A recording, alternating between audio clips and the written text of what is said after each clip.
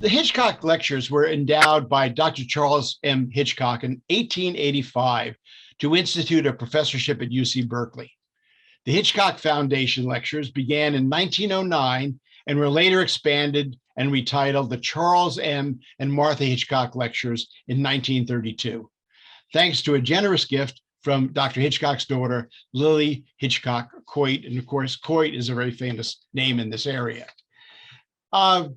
Biochemist Linus Pauling, astrophysicist Stephen Hawking, and oceanographer Sylvia Earle are among the many distinguished scholars who have served as Hitchcock professors in the more than a century since the lectures began.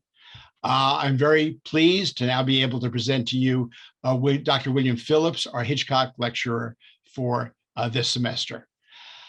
Dr. Phillips received a BS in physics from Juniata College in 1970 and his Ph.D. from Massachusetts Institute of Technology in 1976.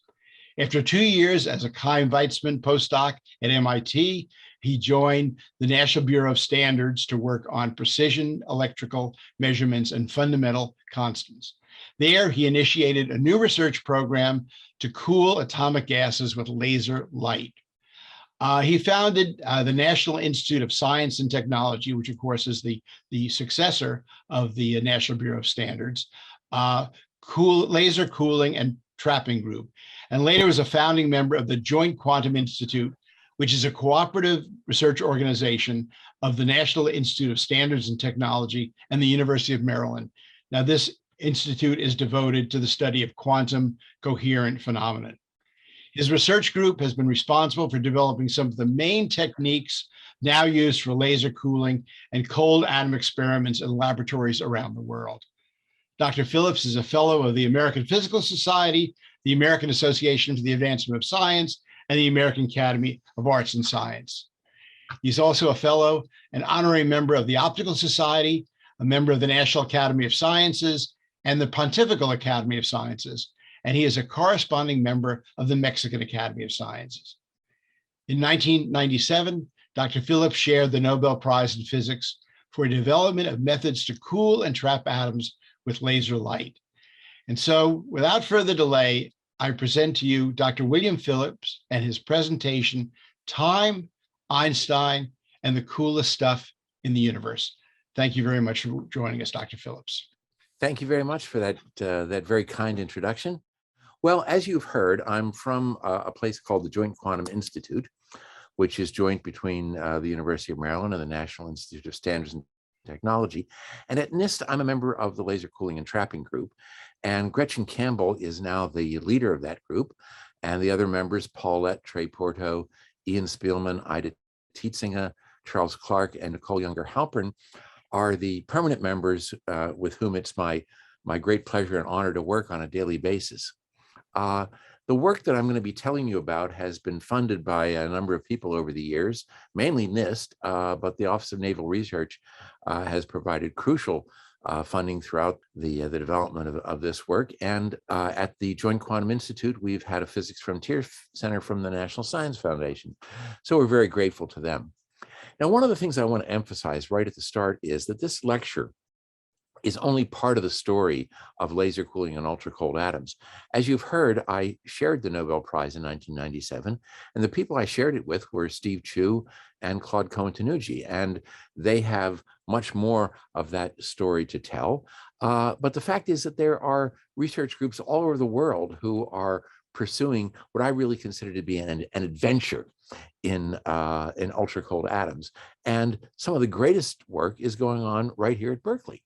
Ehud Altman and Norman Yao are doing theory relating to ultra-cold atoms. Hartmut Hefner, and I'm so pleased to say that Hartmut is an alumnus of our laser cooling and trapping group at NIST. Dan Stamper-Kern, Holger Mueller, and Holger is formerly worked with Steve Chu. So you see, we really have a kind of a community here in this cold atom business. Well, time, Einstein, and the coldest stuff in the universe. So what does time have to do with Einstein? Well, Time put Einstein on the cover of its magazine as the person of the century. And I really think that was a great choice because Einstein has done so many things that have really changed the way we think about the world and have changed our lives. All of these things, Brownian motion, the understanding of stimulated emission gave us lasers. Where would we be without lasers? Without general relativity, GPS wouldn't work. The photoelectric effect was the beginning of quantum mechanics, which dominates our lives. But probably the thing that Einstein is best known for is his theory of special relativity. With that theory, he changed the way we think about space and time itself. Before Einstein, people thought that space and time were like a fixed stage on which the events of the universe played themselves out. And what Einstein taught us was that space and time are actually part of the action, that the stage is not fixed. It depends on who's looking at it and what's going on, what the nature of that stage is.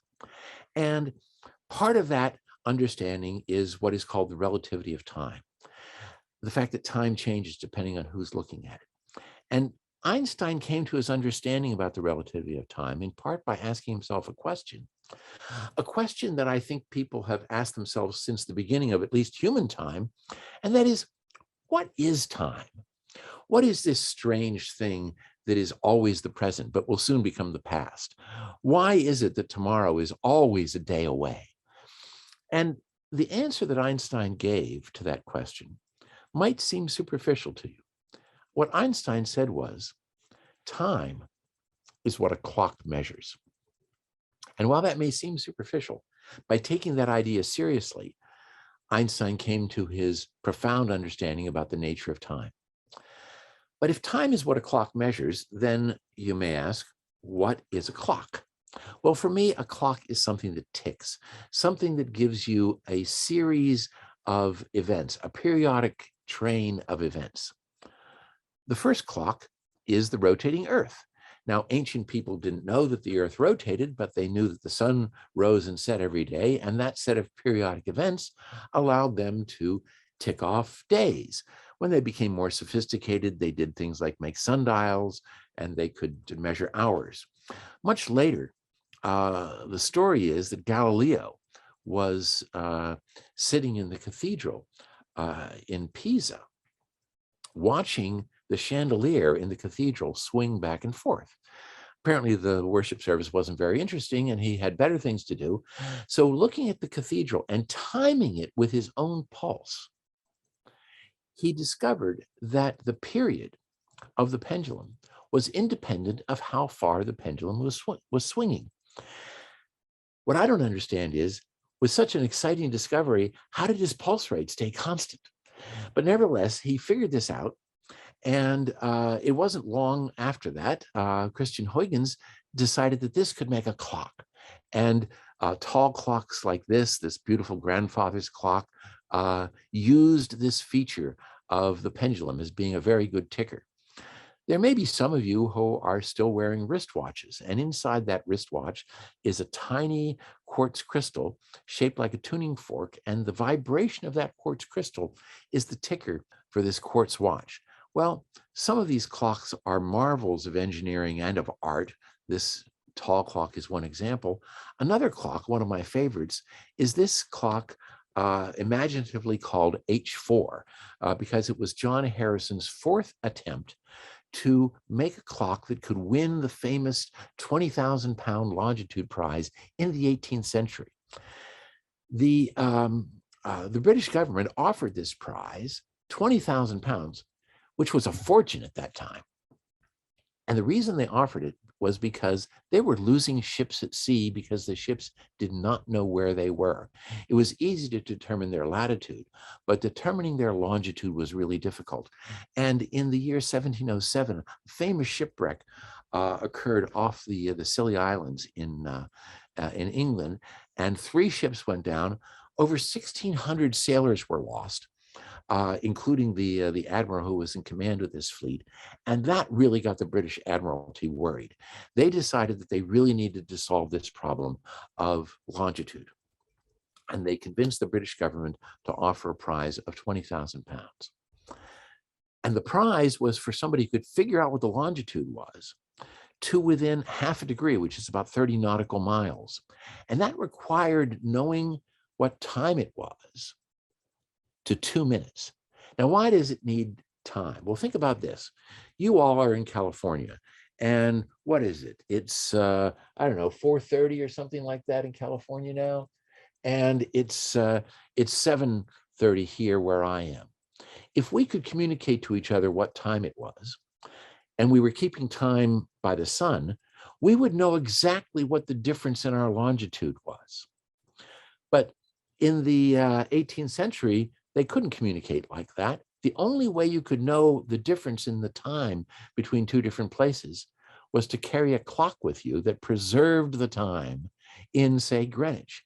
So a navigator could synchronize their clock to what the time was in Greenwich, and then determine what the local time was any place else, and looking at the difference between the Greenwich time and the local time, determine their longitude. That was the idea. The trouble was getting a clock that would work on an 18th century sailing ship was not an easy task. 20,000 pounds. And people as famous as Newton thought that you'd never make a mechanical clock that would do the job. It would have to be something you do by observing the heavens. But in fact, this guy, John Harrison, thought he could make a clock. And he spent his entire career trying to make a clock that would do the job. And finally, you've got to read this book. This is a book about this wonderful adventure, this scientific and technology adventure of trying to make a clock that can do this. I highly recommend this book, Longitude. But Harrison, in trials in 1762 and 1764, proved that this device, this H4 chronometer, could do what was needed to navigate that well. It was good to a voyage of 47 days. This clock was good to 39 seconds. So it easily won the Longitude Prize, 20,000 pounds. Well, the British government delayed giving his money. Does that sound familiar? He finally had to appeal to the king in order to get all of his money, but he got all of his money finally. And Captain Hook, one of the greatest explorers of in history, got one of the first copies of Harrison's chronometer, and he loved it, used it to navigate his way around the South Pacific. This was amazing, an amazing clock. Now think about this. Today, a decent quartz watch is better than Harrison's clock. So what we've seen is that throughout history, clocks are wonderful and they've been getting better, but all of these clocks are imperfect in one way or another. The length of a pendulum may stretch or shrink, and that will change its ticking rate. Every quartz crystal in a quartz watch is a little different, and it may change depending upon whether you wear it on your wrist or whether you put it on the bedside table. Even the rotation of the Earth is not constant. It's slowed by the tides. It's affected by storms and changes in ocean current. The fact that the Earth is not constant in its rotation was brought home to me in a rather dramatic way one day when I was visiting the U.S. Naval Observatory. The Navy has been interested in clocks since the time of Harrison. The Navy has funded me to make better clocks. And so I went to visit them to see what the latest was in clocks. As I was walking with my host down the hallway to his laboratory, we passed by a door. And on the door was written, Director of Earth Rotation. I thought, wow, that's a pretty responsible job.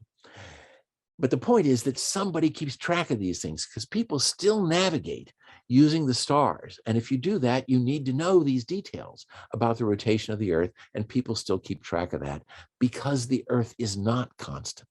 Well, we have all these wonderful clocks. There's one kind of clock that is better than all of them, and that's the atomic clock. Atoms are the best tickers.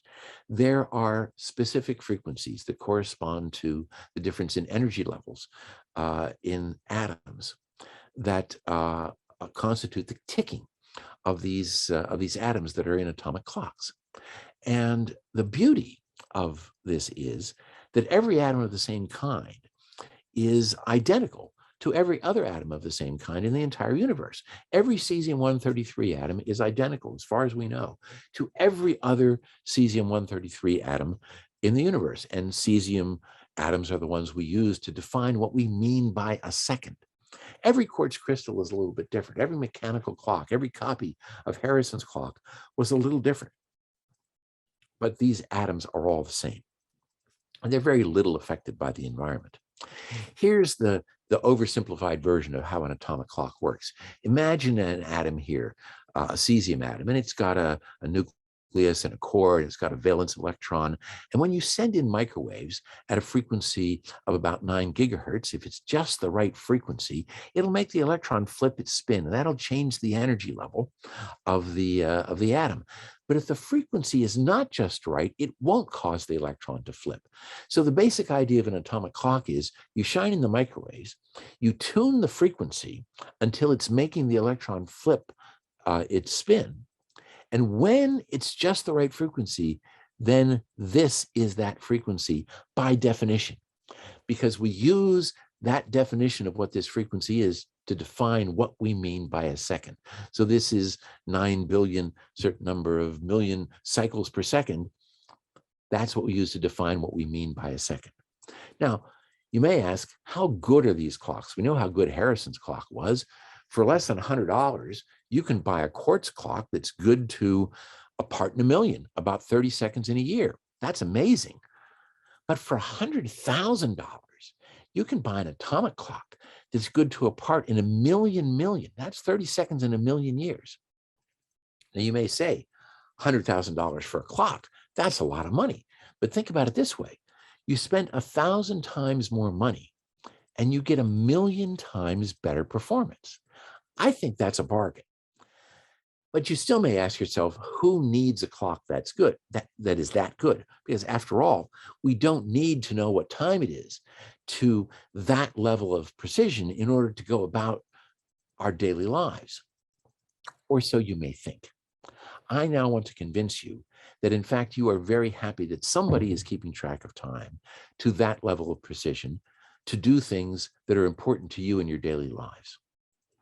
I found this advertisement in a magazine, an advertisement for some high-end car, and it says, if you get into trouble with this car, don't worry, because help is only 10,000 miles away.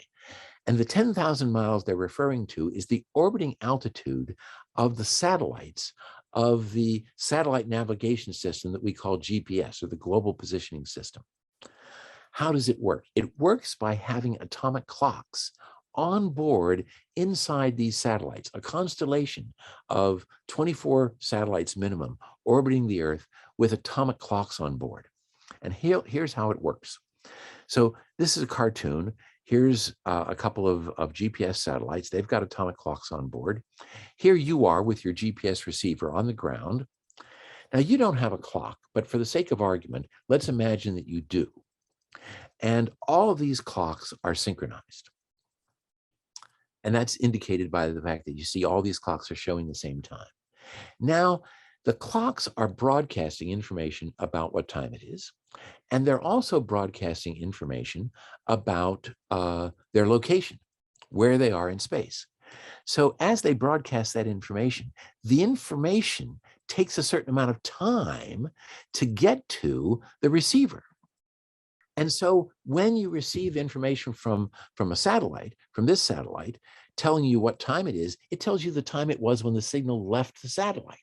And now you compare that to the time it is on your clock when it gets received. And because you know the speed of light, you know how far away you are from the satellite. And because you know where the satellite is, you know you're somewhere along this surface. Okay, that's if you have one satellite. You got another satellite. And when you get the signal from that satellite, it tells you how far away you are from that satellite. So that means you know that you're at the intersection of this curve and this curve, so you know you're here. Now, if we lived in a two-dimensional universe, that would be all you need to know. But we live in a three-dimensional universe, so you need another satellite. And If you had a clock, that would be all you would need, but you don't, so we need a fourth satellite. So when you turn on your GPS receiver and it says looking for satellites, it's trying to find 4. When it finds 4 satellites, it's ready to go, and it can tell you where you are anywhere on the face of the Earth within a few meters. And people are using these everywhere. I use them just to find my way to the local car dealer. Taxis, delivery trucks, commercial aircraft and ships, military vehicles, even people are going hiking out in the wilderness, take these things with them. Golfers use it to figure out how far they are from the green. And Earth scientists can study continental drift using the global positioning system. It's that good. And it's all because of atomic clocks. So you care about time at that level. So now you may ask, what do these clocks look like? Well, I found another ad in a magazine once. It was an ad for an airline, and it said, recently scientists in Braunschweig, Germany set the atomic clock back 1 full second. And we've adjusted our schedules accordingly. Yeah, right. That airline, by the way, isn't in business anymore. But what they say about setting the atomic clock back a second is true. Why they chose Braunschweig, Germany, when this was an American company, and the same is done at the National Institute of Standards and Technology, where we keep track of time for the United States. I have no idea why they use Germany, but that's not the point. The point is that the instrument in front of which these two dorks are standing looks nothing like an atomic clock. If you were to go to our laboratories in Boulder, Colorado, where we have the atomic clocks, and look at the best atomic clock from a few years back, it would look like this. This long tube that you see here is where the cesium atoms form an atomic beam, and this outside cylinder protects them from any magnetic fields that might be around. And if we look a little bit deeper into this to see how it works, we've got a cesium oven. It's just a can of metal, and there's cesium in there. It's heated up. The atoms evaporate from the metal and come out a little hole in the side, make a beam of atoms moving along here at more than 100 meters per second. Now, for the reasons that we talked about, each one of these atoms is like a little tiny clock. And it's a perfect clock because it's the thing that defines what we mean by time itself.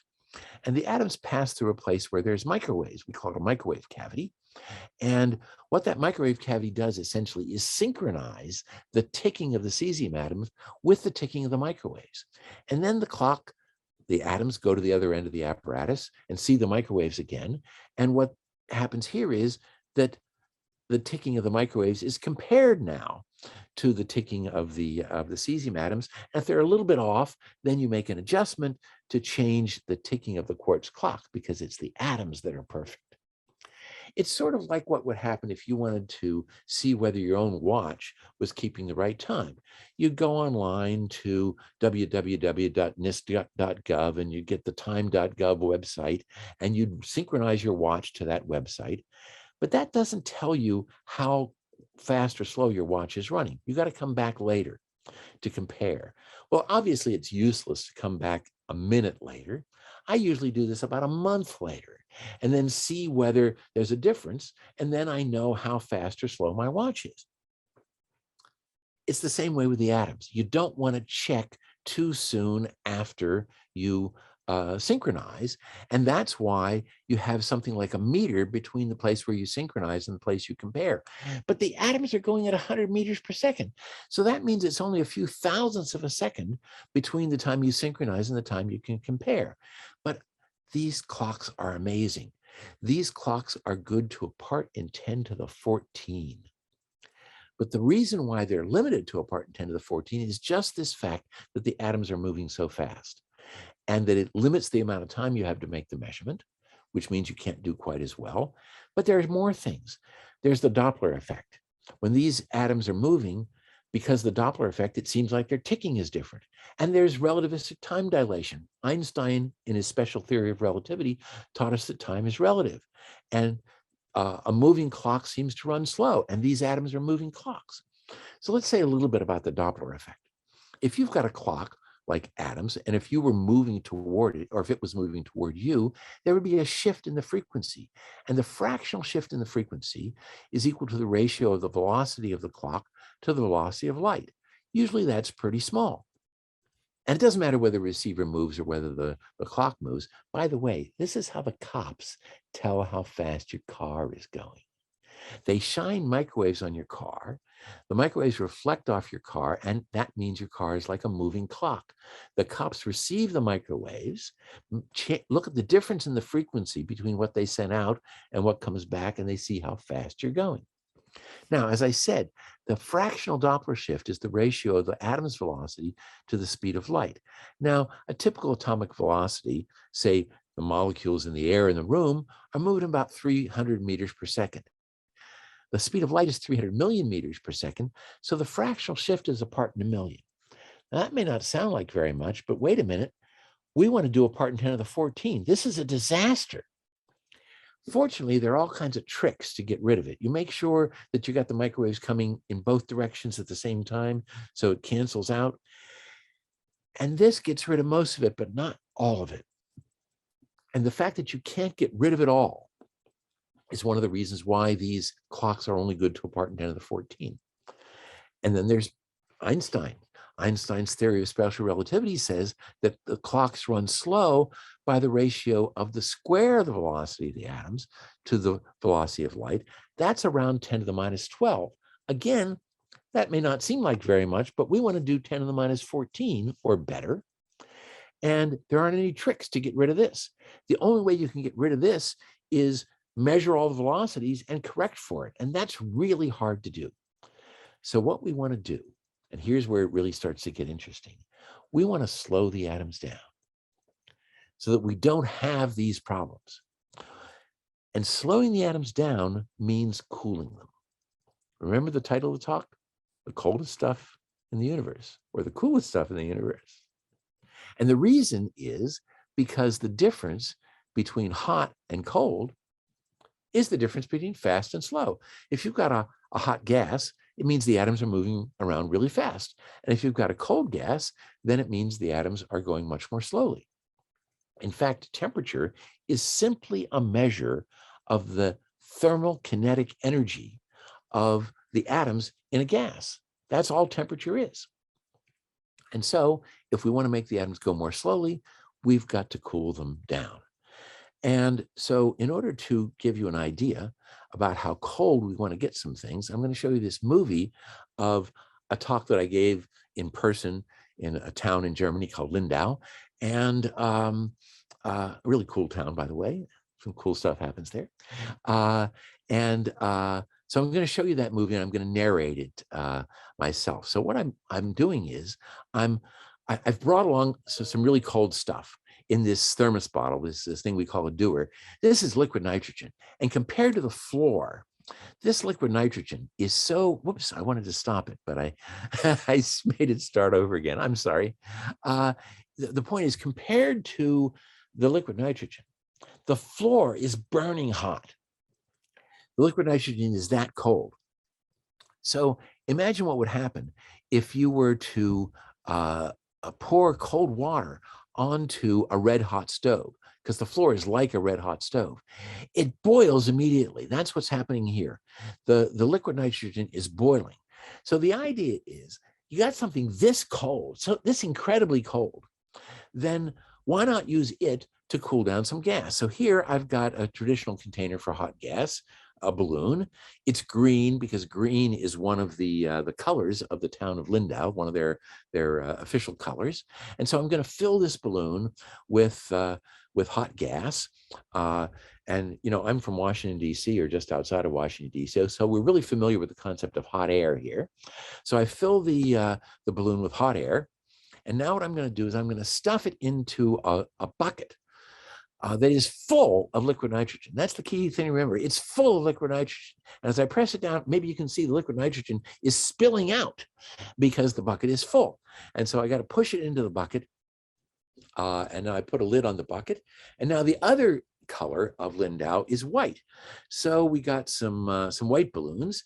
And it turned out that the balloons that we were able to find in this town, the only white balloons that we could find were so hard to blow up that I had to get this young physics student to help me blow the balloons up. So Roman, being young and strong, was able to blow up these balloons, which I was not capable of doing. And so I'm going to stuff this white balloon into the bucket again. Okay, and you can see liquid nitrogen is pouring out. Okay, but let's keep going. If we want to do something, we might as well do it with a lot of gas. So let's fill up another balloon with hot air. Meanwhile, Roman is blowing up this other balloon, and I'm going to stuff this green balloon in. It looks like I maybe blew it up a little bit too much, so I got to squeeze it a little bit to blow it up, to get it to fit in. But eventually, I get it squeezed in and put the lid on. Now I take the balloon from Roman. These balloons are supposed to be heart-shaped, but I don't know who designed these things. They don't blow up to look like a heart at all. They look like something that's got little ears on it. But anyway, I'm stuffing that balloon into the into the bucket as well. And why not? Let's blow up another green balloon and get some more hot air into this bucket. This liquid nitrogen is really, really cold. In fact, if you haven't been in a low temperature physics laboratory, this is probably the coldest stuff you've ever seen. So it seems obvious this would be a great thing to use to cool down a hot gas. Now I made this balloon a little bit too big again, so I'm squeezing it up and getting it to go in. Now I decided, because I saw there were some kids in the audience, and I hope there's some kids watching today, that I really ought to say something about safety. So let me, I'll just let you listen to what I said. Actually, I should probably take a moment to say something about safety, because you're seeing us do all these crazy things up here on stage and you're wondering, wow, that really looks cool. I'd like to do that. No. I've been working with liquid nitrogen for 50 years. I get safety training on a regular basis. So if you want to do this, you get the safety training, you learn how to use liquid nitrogen, and you can do cool things like this too. In fact, if you're young and you think this is cool, and what could be more cool than the things that we're seeing here, then you should grow up to be a scientist and learn how to do all this stuff. And what scientists do is play with cool toys all day.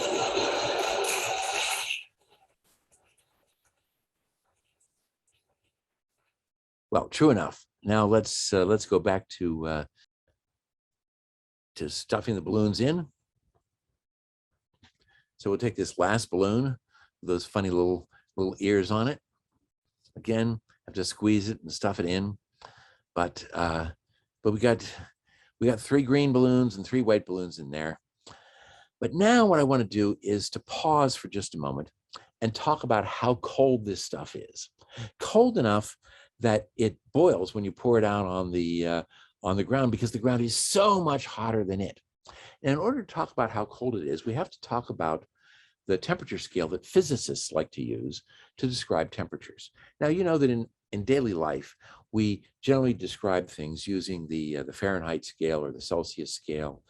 On a cold day, maybe a cold day in Berkeley, it might get down to 0 Celsius. On a really cold day in Washington, it might get down to 0 Fahrenheit or even below. But physicists do not like to have temperatures below 0. It just doesn't seem to make sense. So we have a temperature scale we call the Kelvin scale, where the degrees are the same as Celsius degrees, but the 0 of the Celsius scale, of the Kelvin scale, is the lowest temperature you could possibly have. So there's no such thing as negative temperature. Well, it's a little bit of a lie, but let's just, for the moment, say that 0 is the lowest temperature you have. That's true. Now, you might ask, why is there lowest temperature? Well, remember what temperature is about. It's about the energy of the atoms, the kinetic energy of the atoms. The faster the atoms are going, the hotter the temperature. The slower the atoms are going, the lower the temperature. Well, what's the slowest you can go? The slowest you can go is stopped. And so there's the lowest possible temperature when the atoms stop. Now, it turns out, because of things having to do with quantum mechanics and Heisenberg's uncertainty principle, the atoms never really stop. But let's just say that between us friends, that absolute 0 is when the motion stops. So on this scale, room temperature is about 300 degrees. Let's talk about some cold stuff. Ice melts at about 273 degrees. That's 0 Celsius. A really cold, snowy day in Washington might be typically around 260 Kelvin. Ice cream in your freezer, probably 255 Kelvin. Dry ice, pretty cold stuff, 195 Kelvin. Antarctica, the coldest temperature ever measured for the air temperature in the Earth, anywhere on the surface of the Earth, was 185 degrees. Think of that, 10 degrees colder than dry ice, 185 degrees. Coldest temperature anywhere on Earth. Liquid nitrogen is 77 degrees above absolute zero. This stuff is really, really cold.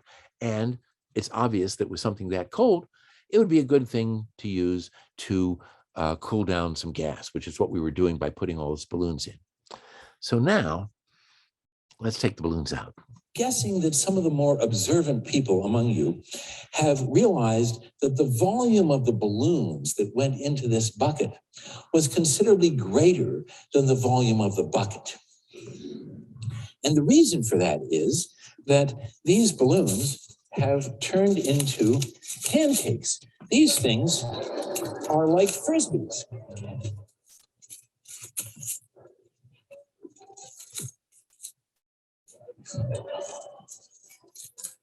So I think that was the sixth balloon that I put in here. They were green and white, right? You saw them come out. How many? What about red balloons? How about blue ones? How about red again? There's red again. There's orange. There's another orange one. There's a yellow one. There's another yellow one.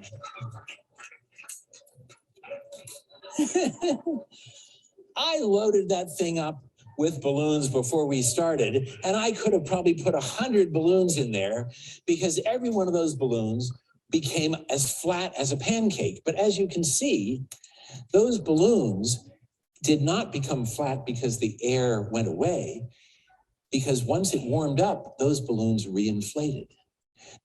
So what's happened is that the gas that was in those balloons condensed. And this will happen with any gas. If you put the gas in some kind of a container, put that container in contact with something cold, in this case, liquid nitrogen. If it's cold enough, then the gas is going to condense into a liquid or a solid, or it's going to stick to the inside of the container, and you will not have a gas anymore. And that won't do you any good for making a clock, because in order to get this perfect ticking frequency, the atoms have to be floating freely in space, not stuck onto other atoms, not stuck onto some kind of container. So how are we going to cool something down without touching it? This is not going to work. And the fact is, there are other problems with this. 77 degrees, the coldest stuff you've ever seen if you haven't been in a low temperature physics lab. Because the velocity of the atoms goes like the square root of the temperature, that means that the velocity of those nitrogen molecules, when they boil off, is half as fast as the nitrogen in the air in this room, half as fast. Well, a factor of 2 isn't bad, but I have not spent my entire professional career trying to make half-fast atoms. What I wanted to do was to make things that were really, really slow. So how are we going to do that? And in particular, how are we going to cool something without touching? And the answer has been staring at us from the heavens for centuries, because since the time of Kepler, people have known that the tails of comets always point away from the sun. When a comet comes in from somewhere out in the Oort cloud and gets close enough to the sun that the dust and gas that makes up the comet heats up, then the pressure from the sunlight pushes the dust and gas out, forming a tail that always points away from the sun. And as the comet comes around the sun and goes back out, the tail streams in front of it because it always points away from the sun. We're going to do the same thing with our atoms. We're going to use the pressure of laser light to push on the atoms so as to make them slow down. And if they all slow down, then that means the gas is colder. So in order to understand how this works, I need to tell you about two important things, one of which we've already discussed. The first one is resonance. If I've got a gas, typically the gas is transparent, like the air in this room. Light passing through the gas is not absorbed. And if the light is not absorbed, then it can't push on the atoms. In order to push on the atoms, I've got to have the atoms absorb the light. Now, if I've got a gas of atoms, the atoms will only absorb the light if the color of the light, which is to say the frequency of the light. Light is an electromagnetic wave, just like radio waves and microwaves. So it has a frequency, very high frequency, about 10 to the 15 hertz. Unless that frequency is just right, the atoms will not absorb the light. In fact, it better be within about 10 megahertz of the correct frequency, which means that it's got to be right to a part in 100 million. If you were looking at two colors that were different by a part in 100 million, you would never be able to tell the difference between those two colors. But the atoms can easily tell the difference between those two colors because they are so exquisitely sensitive to the color of the light. They only absorb just the right color. That's one thing, resonance. The light has to be in resonance with the atoms, has to match the frequency of the atoms, or it won't be absorbed. The second thing is the Doppler shift. We've already talked about that. If I've got a moving receiver, say the atoms, moving toward some source of light, it looks to that receiver as if the frequency of the light is higher. This effect is very small. It would be a really bad idea if you went through a red light and were stopped by the police to explain to the officer that because you were moving toward the red light, that the Doppler shift made it look green.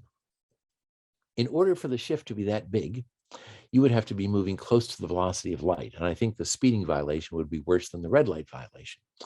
So it's very tiny. You could never see this change, but the atoms can, because the atoms are so exquisitely sensitive. So now you know what we need to know in order to understand laser cooling. So here's a cartoon of laser cooling. We're imagining a gas of atoms in one dimension. Some of the atoms are going to the right, some of the atoms are going to the left, and we're bringing in laser light, and the laser has been tuned so it's a little bit below the resonant frequency of the atoms.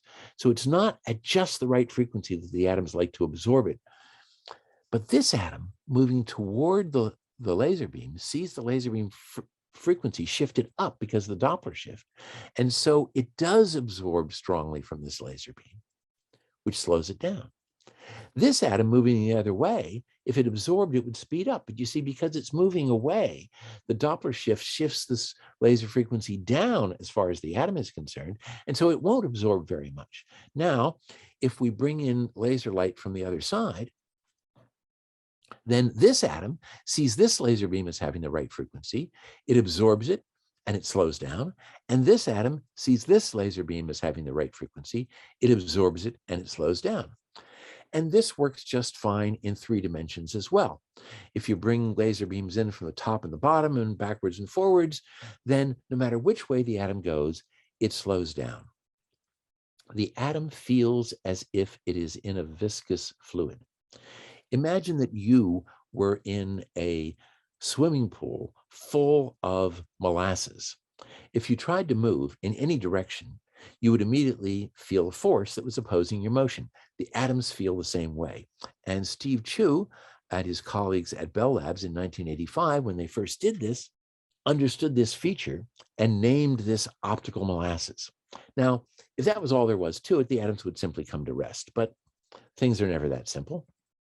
Because of something Einstein taught us in 1905, that we should think of light as being a stream of particles, this beginning of wave-particle duality. The laser beams not only cool the atoms, but they heat them as well. When the atoms absorb light, they absorb 1 photon at a time. When they emit light, they emit 1 photon at a time. And every time they absorb and emit, they get a little kick.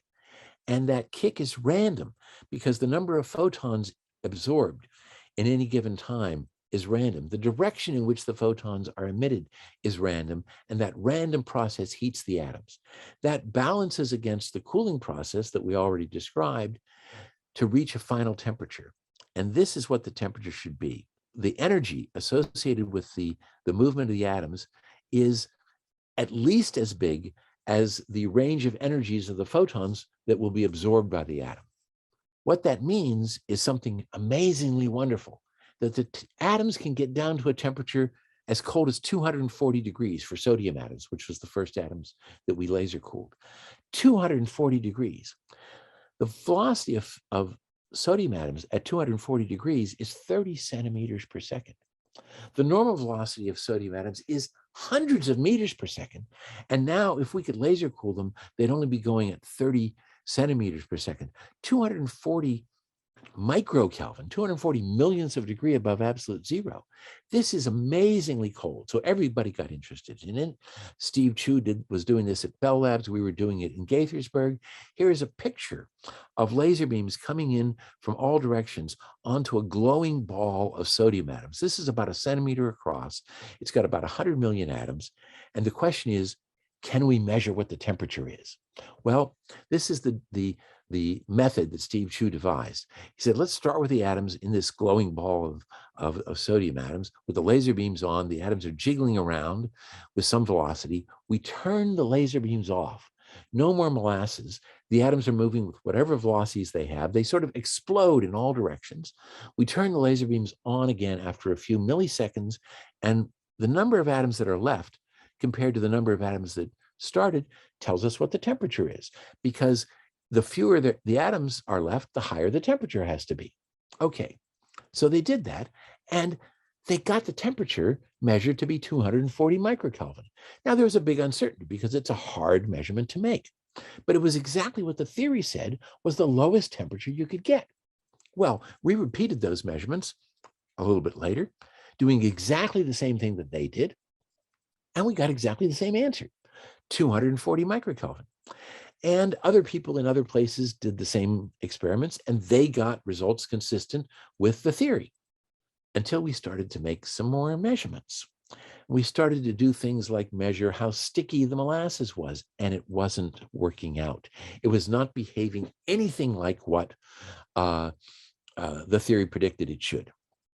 And so Paulette said, hey, let's measure the temperature again. We didn't do a very good job of measuring the temperature before. At Bell Labs, they didn't do a very good job of measuring the temperature. Let's measure the temperature. So here's the technique that we came up with. We start with the atoms in the optical molasses. We turn the laser beams off. The atoms are going to drop because there's always gravity. At the same time that the atoms are dropping, they're expanding because of their thermal velocities. They get down to a place where we have another laser beam. When they get to that other laser beam, they light up, just like the other picture you saw, except now this one's separated by a little bit. And if you look at the number of atoms that hit here, which you learn by looking at the brightness that comes from here, and you look at it as a function of time, it tells you what the temperature is. So we did that. This is what it should have looked like if the temperature was 240 degrees. Now, I want to remind you, 240 degrees is the lowest temperature you can get. And this gray curve is what it would have been if the temperature was 40 microdegrees, 240 millionths of a degree above absolute zero, instead of 240 microdegrees, 40 microdegrees, given what our uncertainties were. In other words, we were measuring something that was 6 times colder than it was supposed to be. We felt like the devils in this cartoon who have seen something that is way colder than the environment in which they are. We had literally seen a snowball in hell. And we figured out 3 more ways of measuring the temperature just to make sure we weren't making a mistake. People in other laboratories thought we were crazy, so they repeated the measurements and found out that, yes, it was true. The temperature was way colder than what the theory allowed. And so it seemed clear that what we needed was a new theory. And there was a lot of discussion about what the theory should be. And I wish I had time to tell you about it. But if you're interested, ask me, and I'll tell you about the new theory that came out. But the key thing is that, guided by this new theory that was the result of Jean Dalibard and Claude Cohen-Tanougy in Paris, and Steve Chu was at Stanford at that time, guided by that theory, we eventually got cesium atoms, the atoms we make clocks with, down to 700 nanokelvin. 700 nanokelvin. Think about this. This is 200 times colder than what was expected for cesium atoms.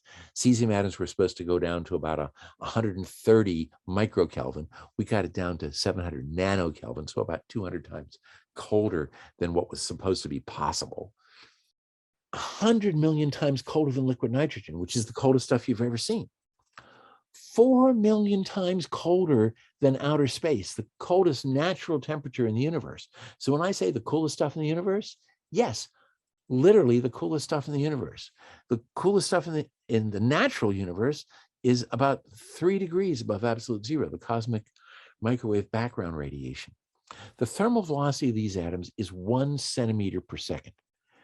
This is what we were dreaming of. Cesium atoms, the clock atoms, 1 centimeter per second instead of over 100 meters per second.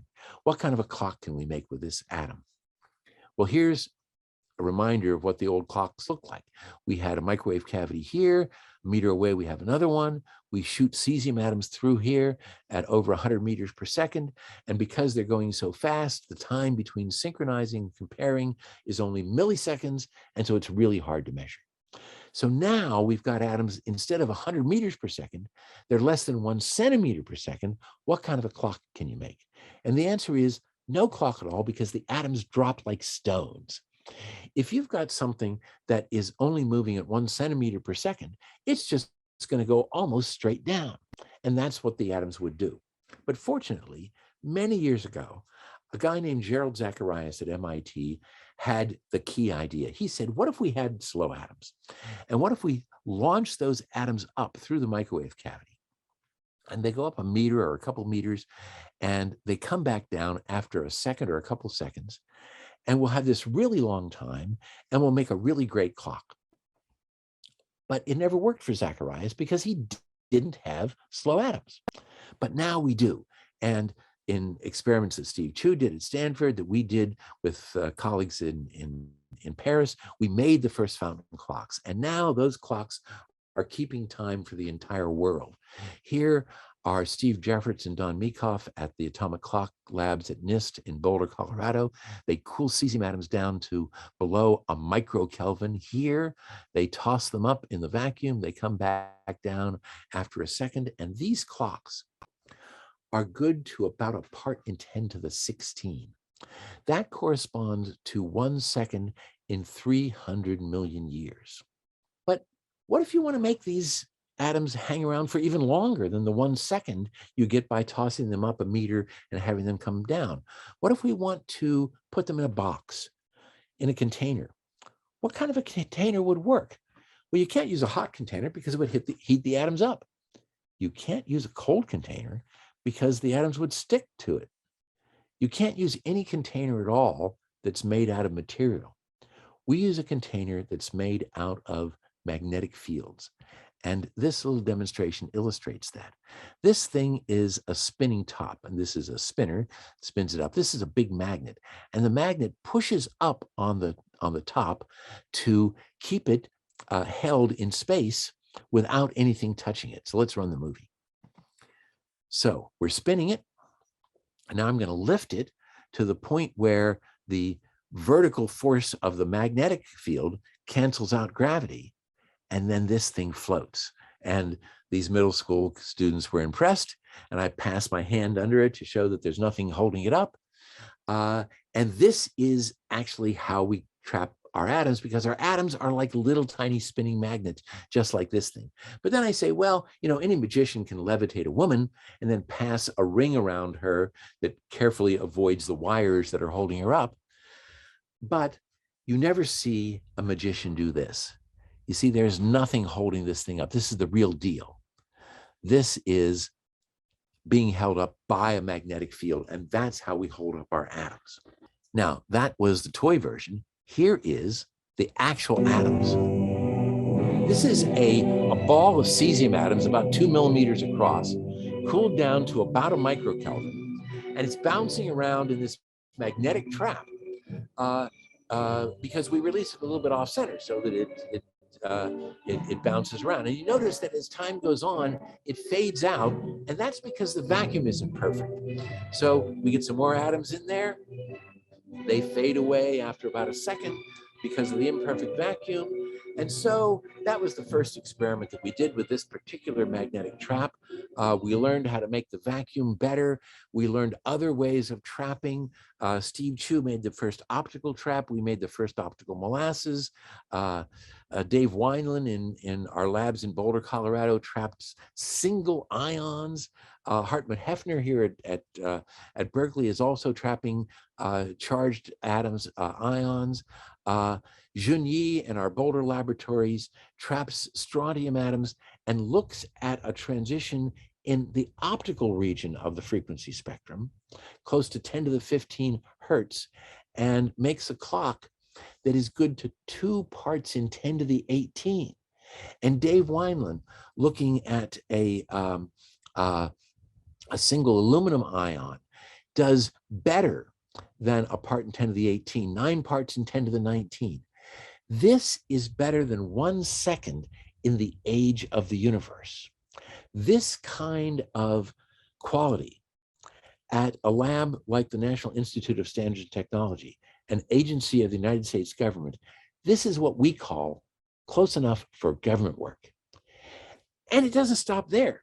My colleagues out in Boulder, at NIST in Boulder, have done even better with these strontium atoms, 8 times 10 to the minus 21. This means they can tell the difference in the gravitational redshift that Einstein predicted in the 1920s for a height difference of less than 1 millimeter. Well, trapping atoms has opened up all these exciting avenues, including things besides great clocks. And Einstein, again, it offers another connection to Einstein with another way of cooling things. It's a cooling system that you already understand very well. If your coffee is too hot, you blow on it. What's happening? What's happening is the water molecules that are most energetic leave the surface of the coffee, and that means that what's left behind has a lower average energy, which means it's colder. That's how you cool coffee. We cool atoms in the same way. We hold the atoms in a trap, we allow the most energetic of the atoms to escape, and the atoms get colder. They get so cold that they can do something that Einstein himself thought was crazy. Back in 1924, he predicted that a certain kind of gas, a gas of atoms like sodium atoms or rubidium atoms, very common, if you got them cold enough and dense enough, something amazing would happen. A large fraction of the atoms would simply stop moving. Now, it turns out they don't stop moving because of Heisenberg's uncertainty principle, but Einstein didn't know about Heisenberg's uncertainty principle back then. And when he did know about it, he didn't much like it. But the point is that today we would say that the atoms go into the lowest possible energy state that quantum mechanics allows. And then over 70 years after Einstein's prediction, teams at NIST in Boulder, Colorado, and at MIT in Cambridge, Massachusetts did it. They got a super cold gas, cold enough using evaporative cooling after first laser cooling it. So these guys, Eric Cornell and Carl Wyman in Boulder and Wolfgang Ketterle at MIT, cooled a gas. In Boulder, it was rubidium atoms. This is the velocity distribution that they measured when the temperature was 400 nanokelvin. So below a millionth of a degree, too hot still, it produces this nice broad velocity distribution. But when they got down to 200 nanokelvin, this huge peak comes up. That's the atoms that are moving as little as quantum mechanics allows. And as they cooled it even further, this residual broad part almost disappears. So that here is a gas at about 50 nanokelvins. And for many purposes, it looks like zero Kelvin. So we're coming to the end now. We've been on a kind of an odyssey to get to lower and lower temperatures. And that odyssey is illustrated here in this logarithmic thermometer. And by logarithmic, I mean each tick mark on the thermometer represents, in this case, a factor of 10 change in the temperature. We start off here at the surface of the sun. It's not the hottest thing there is, but it's pretty hot, 6,000 degrees. Room temperature, 300 degrees. I want you to notice that on this scale, room temperature is just a little bit colder than the surface of the sun. And liquid nitrogen, the coldest thing you've ever seen, is just a little bit colder than room temperature. In fact, outer space, the coldest natural temperature, is just a little bit colder than liquid nitrogen, a little bit colder than the surface of the sun compared to this temperature scale. The first measurements with optical molasses at 240 microkelvin were colder than outer space. By more than outer space is cold compared to the temperature of the sun. And that was just the beginning. I haven't explained what Sisyphus cooling means. It's how we get to these incredibly low temperatures. Keep pushing the temperature down. By 2003, Bose-Einstein condensates were being cooled down to 500 picokelvin. Recently, getting a couple of seconds of near zero gravity in a drop tower, these guys over in Germany have gotten down to 38 picokelvin. But we're hoping that with experiments in space, we're going to get down to 1 picokelvin. Where we are right now is 1 trillion times colder than room temperature. And Holger Mueller is looking forward to doing these experiments in space with these really incredibly cold atoms to do things that we just can't imagine doing on Earth. Well, what has all this given us? The best clocks in national laboratories all over the world. They're using laser-cooled atoms to keep time. Those atoms are being used to improve our ability to do navigation and just beginning to improve our ability to measure what's going on with the gravity field on the Earth. We're using these atoms to test whether the fundamental constants are really constant. And people like Holger Mueller are using atom interferometry to measure things like the acceleration of gravity or Newton's gravitational constant and other fundamental constants. Quantum computers. Oh, I'd love to spend an hour telling you about quantum computers. These things are so amazing. Quantum computers are more different from your high-end laptop than that laptop is from the ancient abacus. That's how amazing these quantum computers are. And a lot of those quantum computers are being made with laser-cooled atoms. And things that we haven't even thought of yet. Maybe some of the young people who are listening today will be the ones who figure this out, the most important and most incredible things. Here is a picture of some of the young people who have joined us a few years ago to pursue this adventure of cold atoms. There are people from all over the world, from all over the United States. I just want to point out Trey Porto and Ian Spielman, Gretchen Campbell, and Paul Lett, who are permanent members of the laser cooling group. And so we come to the end, but you know, it's not really the end because there's always something new to learn. Thank you very much. I was just amazed to hear firsthand this incredible story of a problem started hundreds of years ago, perhaps with the longitude problem, gearing up in your own work towards the discovery of laser cooling, right? What is it like to see that you're edging closer and closer to where you want to be? Is there a moment of, yes, I figured it out, or is there a slow reduction of doubt? How is it like? Yeah, so you know, I think a lot of people have this idea that science advances through eureka moments. And it's true to some extent. But my experience has been that it's a lot of really hard work where finally you have figured out what's going on and you can then move on to the next stage. So for example, take the low temperatures, which was really a revolutionary discovery, the fact that the temperatures were not what the theory had predicted. When we first saw that, our first reaction was, oh, we've done something wrong. We'd better figure out what we're doing wrong. And so we devised all these experiments to try to figure out what we were doing wrong. And when we couldn't see what we were doing wrong, then it started to dawn on us that maybe we were right and maybe the temperature was really low. And then we thought we'd better try really harder to see whether we're doing something wrong, because no one's going to believe us if we tell them that the temperature is this low. Because I talked to a lot of people before we did these experiments, and everybody assured me that there was no way that you could possibly get a temperature lower than the what we now call the Doppler cooling limit. So we had to be really, really careful.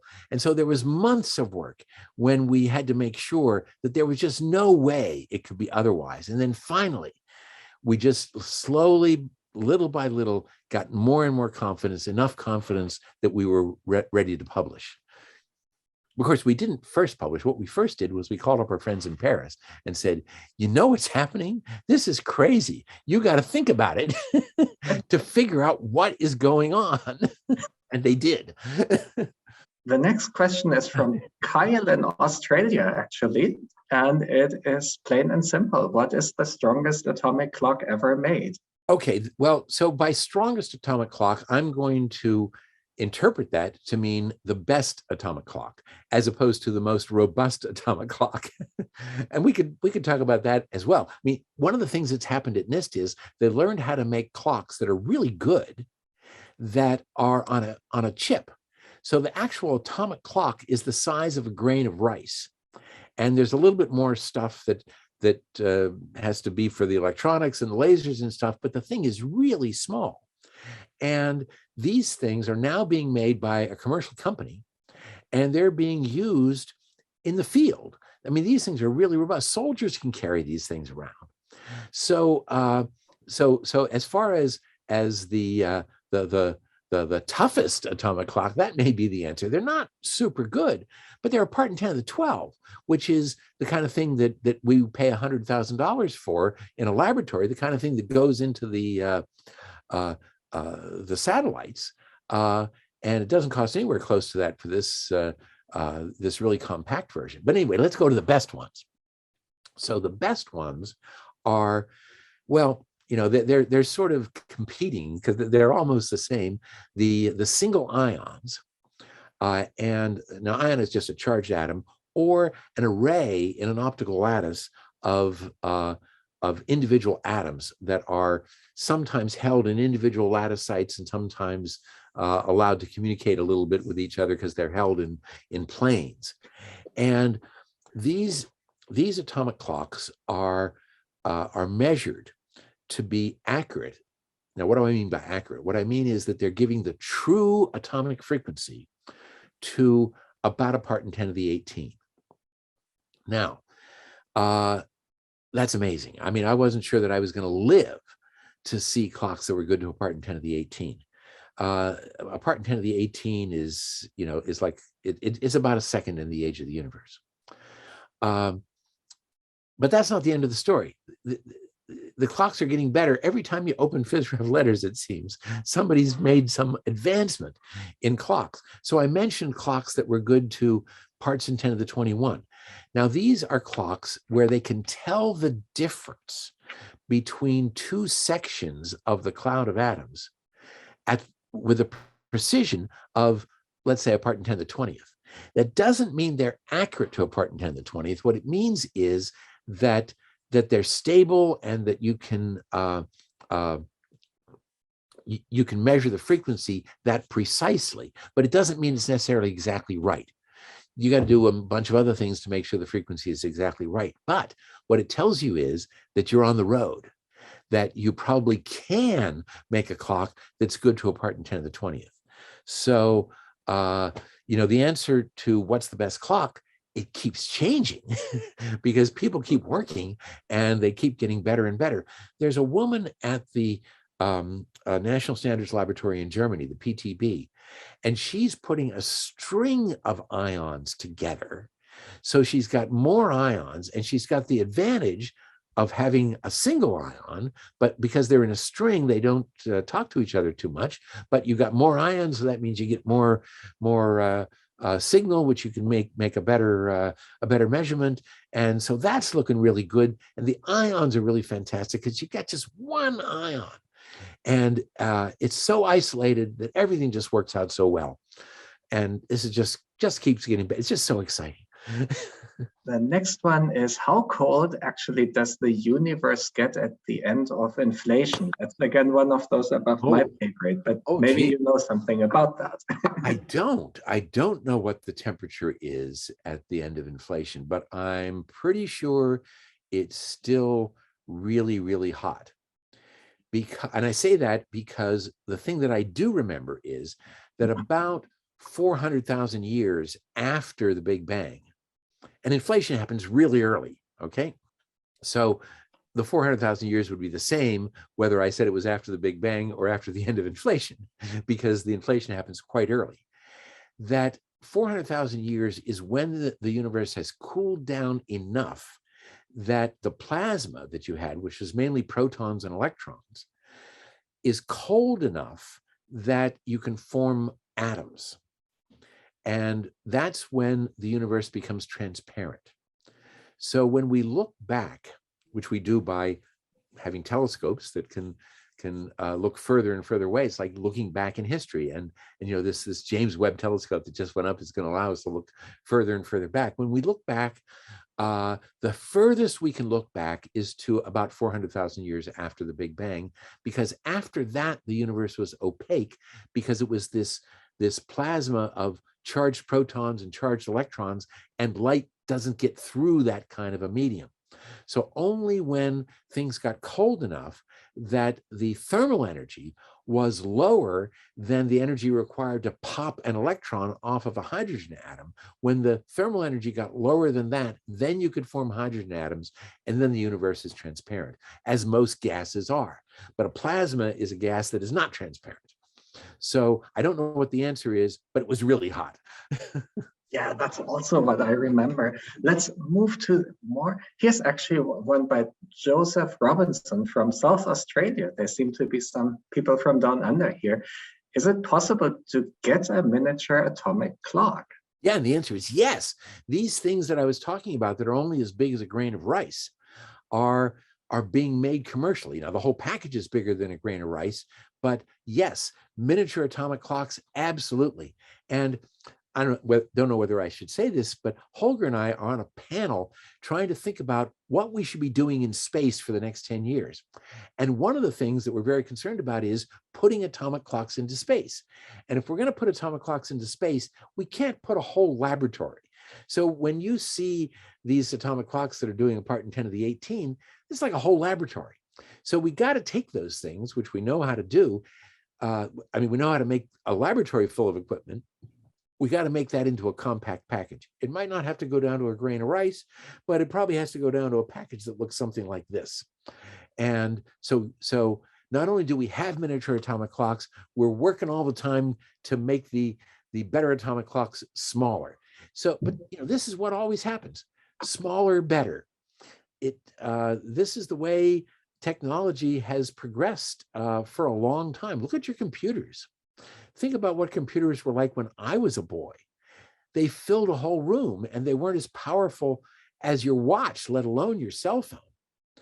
And now we have these things that, you know, it's just, you know, it's that big, and it's an amazingly powerful computer. Well, that's the way it's going to go with atomic clocks. I have no doubt at all. Cool. Here's one that might actually be asked by a grad student. But it's a nice one. What are some things that can become possible if we cool to 1 picokelvin? And that's from Pra in Berkeley. Yeah. Well, actually, I should make you answer that question, because I think you're one of the people who's going to make the best use of a cloud of atoms at 1 picokelvin. The beauty of 1 picokelvin is that the atoms will not spread out very much as you just have them sit there. Now, the trouble is, if you were doing this on Earth, the atoms, sure enough, wouldn't spread out very much, but they would fall like rocks. But if you're in space, then they don't. So why don't you say a few words about what you would like to do with a 1 picokelvin cloud of atoms? I cannot do better than you, Bill, but I will say exactly, it's about spreading out. So on the ground, experiments with atoms are limited in 2 ways. The first thing is they fall to the bottom. That problem is gone if you go to space, as for obvious reasons, right? But the other problem is, even if your sample doesn't fall, it still spreads out thermally. So we're talking microkelvins. Microkelvins means the atoms move so slow that you can work with them conveniently, maybe for 1/10 of a second, maybe for a second.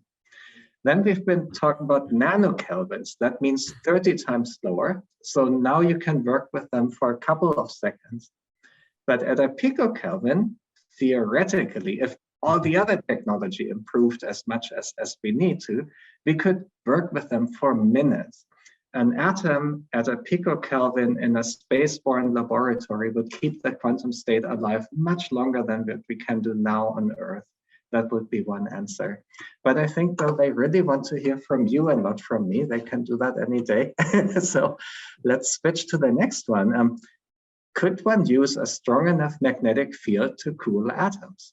We often use magnetic fields in the process of cooling the atoms, but it's not the magnetic fields per se that do the cooling. And sometimes when we do use magnetic fields directly to cool atoms, it's not by making them strong, it's by making them weak that we get things cold. So let me explain what I mean.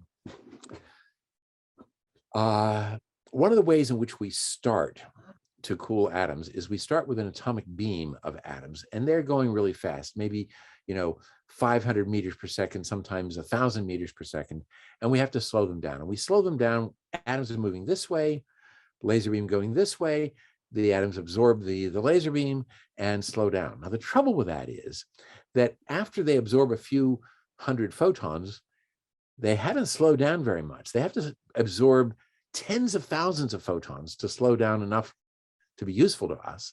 But after absorbing just 100 photons, they've slowed down so much that the Doppler shift takes them out of resonance with the laser beam. We can use a magnetic field to compensate that effect, and this thing is called a Zeeman slower or a Zeeman cooler. And that allows us to get the atoms down to the place that we can start to use some other tricks, like bringing the laser beams in from all directions, and we do that. Then one of the things we do, and we don't always do the same thing, we can then dump those atoms into a magnetic trap after we've cooled them off. Now they don't heat or cool because the magnetic trap has this wonderful feature that it is what we call benign. It doesn't heat the atoms up. It doesn't cool them either, but it means we can keep them for a long time and they will stay cold as long as we're reasonably careful. But here's the beauty. If I make that trap weaker, then the atom cloud will expand. And in the process of expanding, it will cool down. You might have heard the term adiabatic expansion. If you, let's say you've got some kind of a spray can and you spray the stuff that's inside the can, it's cold when it comes out. That's because it's compressed inside the can. When you let it out, it expands, and that process of expansion cools it down. It's because, in a sense, the energy of the atoms is used to push against the thing that's expanding, and it does some work on it, and that reduces its energy. But, study thermodynamics and you'll understand it all. And that adiabatic expansion allows us to cool the atoms even more. And you know what? It's going to work even better in space. Well, there's a trick that we use that's almost like adiabatic expansion. It's not going to make any sense. It's called delta kit cooling, just to to not tell a lie. It's almost like adiabatic expansion, except it works faster. And it gets the atoms really, really cold, but by making things weaker, not by making them stronger. So Caleb, also from Australia, asks, is it completely impossible to make an atom to stay completely still? Okay. And the answer to that is yes, it's impossible to make an atom stay completely still. And the simple answer is it's because of Heisenberg's uncertainty principle. Now, what does Heisenberg's uncertainty principle tell us? It says that the uncertainty that we have in where something is times the uncertainty we have in its momentum. What is its momentum? It's mass times its velocity. So basically, it's the uncertainty in the velocity. But to get the right units, we have to multiply by the mass. The product of those two uncertainties, the uncertainty in position, where it is, times the uncertainty in momentum, how fast it's going, that product can never be smaller than Planck's constant. It's actually Planck's constant divided by 4 pi, but that doesn't matter. Okay?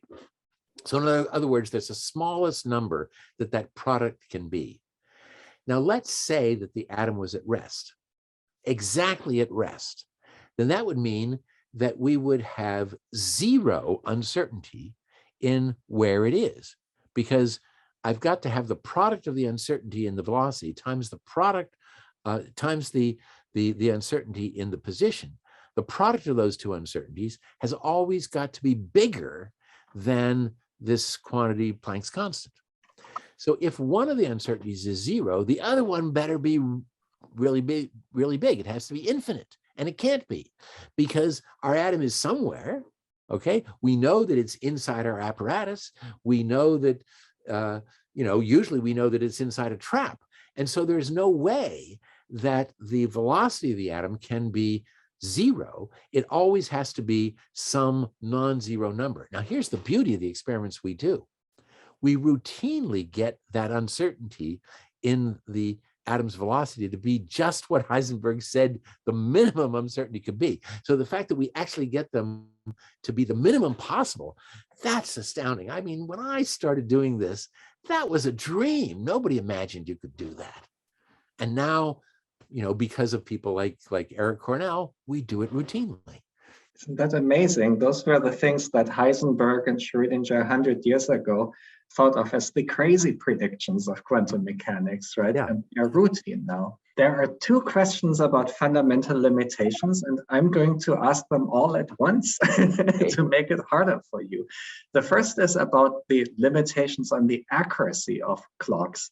One estimate is that it takes 10 to the negative 24 seconds for a photon to cross a proton. That's a fundamental limit on clocks. And the other is, do you think that femto or even attokelvin will become possible? So I don't see any reason why the time that it takes a photon to cross a proton would have anything to do with the fundamental accuracy of a clock. In fact, what you want to get high clock accuracy is long times, not short times. So typically when you make a clock, the quality of the clock is something that is seen after you average for a very long time. And what you hope is that during that very long time that you average, something else doesn't go wrong, which it always does. And so it's those things that are the things that limit how good the clocks are, is the things that are constantly going wrong that you have to control in your laboratory. So let's say that the temperature of your laboratory changes by a tiny bit. It turns out that shifts the clock. So you've got to start controlling the temperature of your laboratory to millidegrees. Now, we never thought when we started this thing that that was going to be an issue. In fact, when I first started working on this kind of stuff, it wasn't even something we thought about. We didn't even think about the temperature of the laboratory as being something that affects the clock. But now it's a really important feature. So it's taking care of all of those little things that that affect the accuracy of the clock. Now, is there something I'm forgetting, Holger? Would you like to chime in on this thing about whether there's some other fundamental limits to the accuracy of a clock? There is one which isn't as fundamental, certainly for us that are living on the ground, but that's actually the subject of the next question. So, well, maybe let's ask that now. Are atomic clocks affected due to the change in the Earth's velocity? Okay, and the answer is yes, and it's even worse than that. So there's so many funny little things that are happening. We live on a rotating almost sphere, okay? And we have laboratories that are at different heights above the center of that sphere. And it's rotating, so that means the velocity of any given laboratory is going to be different in principle from the velocity of some other laboratory that's at a different latitude or at a different altitude. And part of that is because they're moving. So that's, you know, there's a relativistic time dilation. And there's Doppler shifts. So you have to take all those things into account if you want to compare two clocks that are at different places on the Earth. Now, it turns out that we know how to do that reasonably well, but there's another one, and that's the gravitational field. So I think this is where you really get into trouble that comes from living on a rotating sphere, not just that it's rotating, but gravitating. One of the things that I didn't talk about, maybe I alluded to it a little bit, was that in 1923-24, Einstein told us that clocks will run slower when they are lower in the gravitational potential. So a clock at sea level runs slower than a clock up in the mountains, say in Boulder, Colorado. When I first started at NIST in 1978, the best clocks in the world were good to a part in 10 to the 13. And there were those clocks, well, there was only one of them, and it was in Boulder, Colorado. If you had had a similar clock at sea level, then the ability to compare the two things would be at about 1.5 parts in 10 to the 13 for the two clocks. That was about the distance, the difference in the clock rate between sea level and Boulder. It was about 1.5 parts in 10 to the 13. So nobody worried about it because you couldn't possibly see it. Today, what you can see is less than a millimeter. And so that means that, I mean, of course, the reason is because clocks got so much better by many orders of magnitude. But what it means is we now have to worry about gravity in a way that we did not before. So somebody like Junyi in Boulder, who wants to compare his clock to somebody at a much lower altitude, let's say in Braunschweig at the PTB, or in Paris at I forget what the laboratory is called in France, but anyway, wherever those laboratories are, they have to account for the fact that the gravitational potential is different. And because the Boulder laboratories are right next to these mountains, and they don't know what exactly the composition of the mountains is, it's very difficult to make that correction. If you were probably in the middle of Iowa, maybe it wouldn't be so hard. But in Boulder, right next to the mountains, it's not so easy.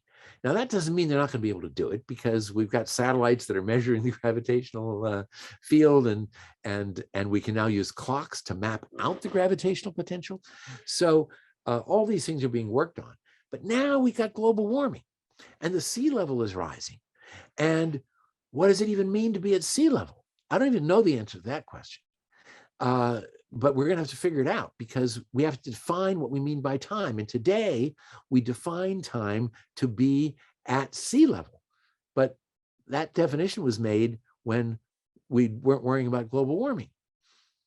Maybe we're going to have to put our clocks in space. Maybe the reference point is going to have to be at one of these. You've probably heard of these Lagrange points, because this is where the James Webb Telescope is going. It's a place where Earth's gravity doesn't exactly cancel out the sun's gravity, but it cancels it out enough so that the Webb Telescope rotates around the sun at the same rate that the Earth does. So it cancels out sort of the extra change in gravity that the James Webb Telescope has, because it's further away. But anyway, the point is that these are very special points that are not going to be so sensitive to redistributions of masses on the Earth. And so people are dreaming about that. I don't think anybody knows how we're going to do this, but when you start to talk about things at the part in 10 to the 18 level, you got to be careful about all these things. And it turns out that, yeah, velocities are important, but these other things that have to do with us living on this gravitating sphere are even worse. And let's make this the final one, and it could be straight out of the NASA panel that you mentioned. If current clocks are so sensitive to gravity, could they be used to detect gravitational waves? Yes, and the answer is yes. And this is one of the things that I find so amazing. A couple of decades ago, people asked the same question, and the answer was no. And now the answer is yes. By the way, that was asked by Bill in Tallahassee. So you might have been observing the NASA panel, Bill. The one in Tallahassee, I mean now. Great. With that, one comment from the audience that I see here is great lecture. Thanks so much. And I cannot say it in any better words. Well, it's been a pleasure, and the questions have been fantastic.